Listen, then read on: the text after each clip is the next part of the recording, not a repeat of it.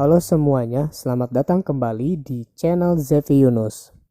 Kali ini saya akan em, memberikan sebuah konten yang sangat berbeda dari konten-konten saya sebelumnya, yaitu konten gaming, yaitu sekarang konten podcast. Nah, pada kesempatan ini saya mau berbagi cerita kepada teman-teman semuanya mengenai keluhan saya terhadap satu permasalahan, yaitu permasalahan di situs prakerja.co.id. Seperti yang kita ketahui, pemerintah Republik Indonesia memiliki kebijakan baru, yaitu dengan mengadakan kartu prakerja, yang dimana kartu prakerja tersebut digunakan sebagai fasilitas untuk masyarakat Indonesia yang belum memiliki pekerjaan sama sekali, belum memiliki keterampilan yang memadai.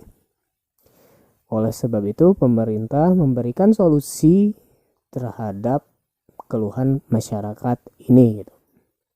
Nah, di dalam kartu prakerja ini nantinya masyarakat Indonesia akan digiring kepada yang namanya pelatihan kerja di beberapa startup yang sudah ternama, di mana ketika setelah melakukan pendaftaran dan mengisi formulir dan lain-lain, masyarakat yang mendaftar ini diberikan uang pokok sebesar 3.550.000, di mana 3 juta itu dipecah. Yang pertama dipecah sebagai biaya pelatihan sebesar 1 juta rupiah. Yang kedua adalah biaya insentif yang dibayar 600.000 per bulan selama 4 kali setelah masyarakat melakukan yang namanya pelatihan di beberapa startup pendukung prakerja.co.id ini. Dan yang ketiga adalah dipecah kepada pengisian survei. Jadi setiap kali mengisi survei itu kita dapat insentif 50.000 gitu selama 3 kali survei. Nah, dari program kerja ini sih, prakerja ini sih, kalau menurut saya pribadi ini sangat membantu banget masyarakat, termasuk saya juga gitu, yang belum memiliki pekerjaan, belum diterima di perusahaan manapun gitu. Ini solusi bagi kami gitu. Cuman ada beberapa kendala yang membuat saya pribadi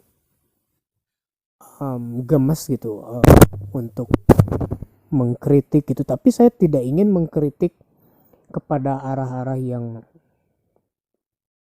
istilahnya menjatuhkan program kerja ini, karena program kerja ini sangat-sangat bagus sekali, sangat-sangat efisien, sangat-sangat dibutuhkan oleh masyarakat, terutama saya juga gitu. Saya juga sangat berterima kasih dengan adanya kebijakan kartu prakerja ini. Nah, yang pertama saya ingin cerita kendalanya itu ketika saya mendaftar, mengisi data diri, memasukkan nomor handphone, terus dan lain sebagainya. Ketika masuk ke tahap mengunggah dokumen, ini kronologinya saya daftar itu jam 8 pagi ya, jam 8 pagi. Saya terus mengunggah dokumen gagal terus. Nah, ini permasalahannya adalah gagal dalam mengunggah dokumen. Padahal saya udah yang namanya foto selfie menggunakan kartu identitas saya gitu di berbagai sudut. Pokoknya sebagus mungkin agar bisa dibaca oleh sistem dari situs prakerja ini. Cuman ya saya coba sampai jam 11 malam, akhirnya jam 11 lewat 15 itu baru berhasil. Nah, ini berarti kalau menurut saya pribadi mungkin dari sistem situs ini yang belum siap menerima input dari luar,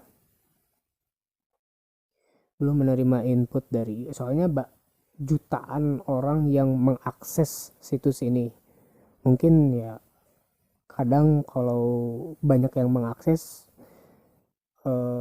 servernya kadang down gitu. Nah, kalau menurut saya ya mungkin lebih apa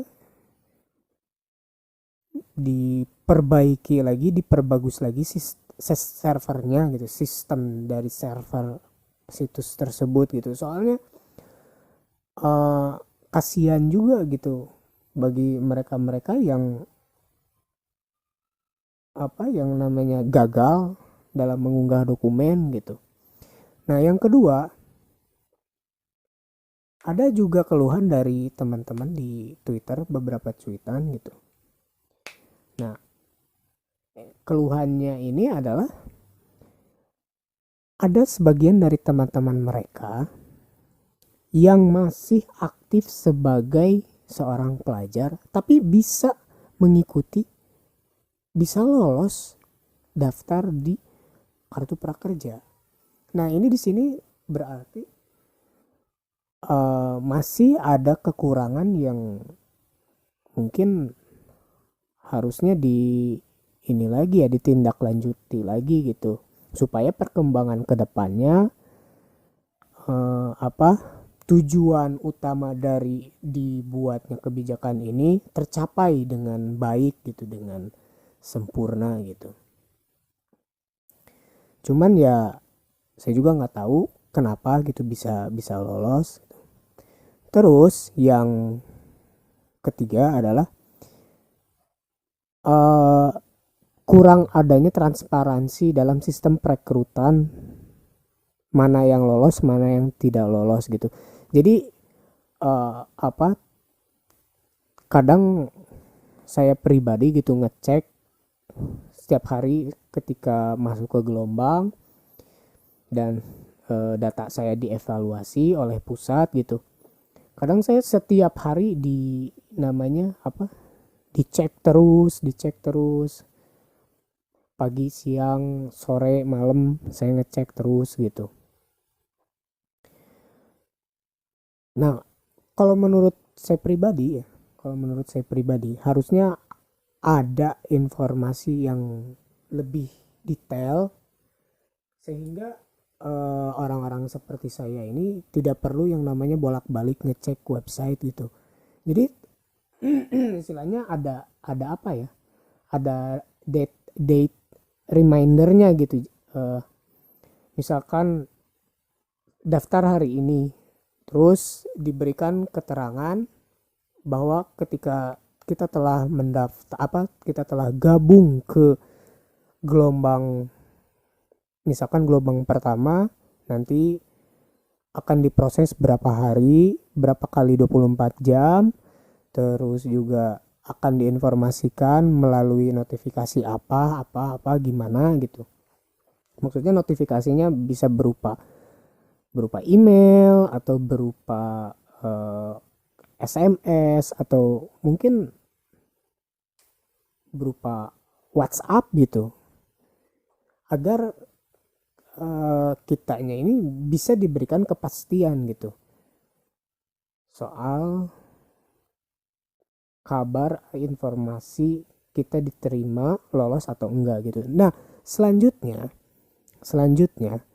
harusnya diberikan keterangan juga dong yang lebih detail tentang kenapa nih saya enggak lolos terus gitu. Harusnya diberi keterangan data Anda tidak memenuhi bla bla bla bla bla. Di prakerjanya ini hanya diberikan pemberitahuan eh, karena telah memenuhi kuota jadi kamu belum berhasil. Itu kurang lebihnya seperti itu gitu. Harusnya diberitahu lebih rinci gitu. Kenapa saya bisa tidak lolos kayak gitu. Terus yang selanjutnya adalah bagi yang udah lolos, mereka kan ikut yang namanya pelatihan kerja di startup. Sebenarnya gimana ya? Mereka udah ikut pelatihan di satu startup, misalkan startup A, dan mereka udah dapat sertifikat di sistem si startup itu. Cuman ketika balik lagi ke sistem prakerja, di situ tidak ditemukan sertifikat, belum ada sertifikat. Itu tandanya kalau misalkan pembacaan sistem itu di prakerja, berarti kita belum melakukan yang namanya pelatihan. Tandanya kan kayak gitu kan pembacaannya. Di lain sisi kita udah melakukan pelatihan gitu. Jadi ini ada yang namanya tidak ada kesinambungan gitu, tidak ada kejelasan gitu. Harusnya diperbaiki juga. Karena ya situs prakerja ini emang kerjasamanya sama startup yang udah ternama, udah bagus, udah baik namanya di masyarakat Indonesia gitu, banyak usernya. Tapi dengan sistem kayak gini masyarakat juga memiliki banyak pertanyaan, kenapa kok bisa ya. Harusnya ini lagi gitu, dievaluasi kembali apa saja yang menjadi keluhan masyarakat, apa saja sistem-sistem yang kurang diperhatikan oleh mungkin yang mengelola situs prakerja ini gitu. Kadang ya ada beberapa orang gitu yang mengeluh sangat keras gitu ya, menuduh kerjanya tidak becus lah atau apa kayak gitu. Kalau saya pribadi nggak kayak gitu. Kalau saya pribadi ini mungkin kurang adanya evaluasi tambahan atau servernya atau kayak gimana. Saya berpikir sepositif mungkin gitu, karena saya orangnya paling males untuk membuat suatu masalah menjadi besar gitu. Saya orangnya ingin mengkritik dengan sehat, dengan benar, tanpa menjatuhkan siapapun itu orangnya gitu, institusinya, lembaganya gitu. Yang jelas ini untuk kepentingan kita bersama agar tepat sasaran si program kerja ini gitu. Saya kira ya, kalau misalkan ada masyarakat yang bilang, wah ini pemerintah begini ngaco bla bla bla bla, kalau menurut saya ini bukan dari pemerintahnya. Pemerintah memberikan yang namanya program kerja, lalu diserahkan kepada orang yang diberikan tugas tersebut. Nah, seharusnya kita sebagai masyarakat komplainnya jangan ke pemerintah, karena pemerintah adalah fasilitatornya. Maksudnya fasilitator dalam kebijakan gitu untuk masyarakat gitu. Nah, yang harus kita kritisi, yang harus kita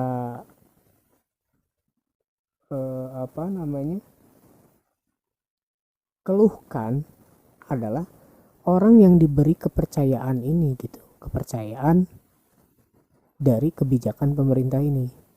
Pemerintah menitipi amanat ke orang atau lembaga atau organisasi atau institusi yang dipercaya pemerintah agar program ini terrealisasi. Nah, si organisasi ini atau lembaga ini atau institusi ini loh yang harusnya kita kritisi gitu. Ya mungkin kedepannya bisa dievaluasi lagi gitu, karena apapun kesalahan di lapangan, yang salahnya itu pasti masyarakat itu pemerintah lagi, ke pemerintah lagi, padahal pemerintah hanya menitipkan amanat. Kalau misalkan ke pemerintah terus, mau sampai kapan kepercayaan kita terhadap kepemimpinan seseorang gitu. Ya pokoknya itulah keluhan dari saya pribadi. Mungkin ada yang sama dengan saya, ada yang sepemikiran, atau juga ada yang berbeda pendapat dengan saya. Oh, mari kita diskusi, tulis di kolom komentar. Dan ya kalau misalkan teman-teman suka dengan konten podcast ini, jangan lupa untuk di subscribe, nyalakan lonceng notifikasinya agar bisa tahu updatean setiap hari dari saya pribadi. Sekian dari saya, see you next time, bye bye.